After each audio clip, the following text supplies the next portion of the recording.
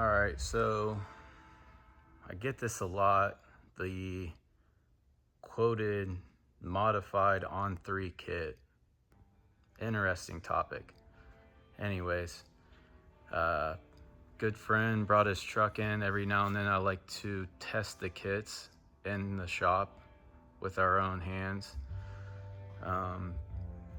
It's nice to double check the production runs now and then and make sure everything's right.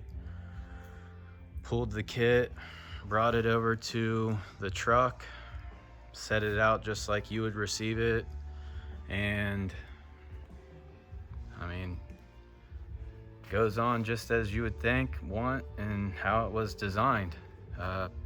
Following the instructions properly. Yes, clearly you can see it's tight in areas, but still midway through the install. Plenty of clearance, looks good. Crossover section. We're still in the middle, built the transmission for him. Did a Circle D converter, doing a boost leash. Intercooler fits in there exactly like we designed it. Bolts directly down onto the frame with the brackets we provide. You don't need to do anything special like people say for some reason. I don't know why. But the start of the intercooler pipe on the passenger side, a little bit. Driver's side's on. Gates on. Manifold, everything clears. Steering shaft nicely. This one you can see wraps around, good clearance on everything.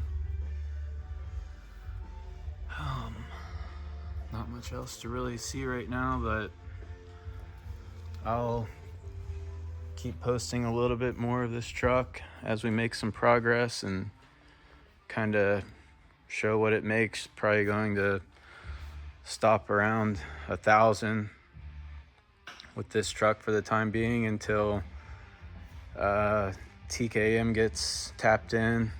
He definitely wants to have some fun with this thing.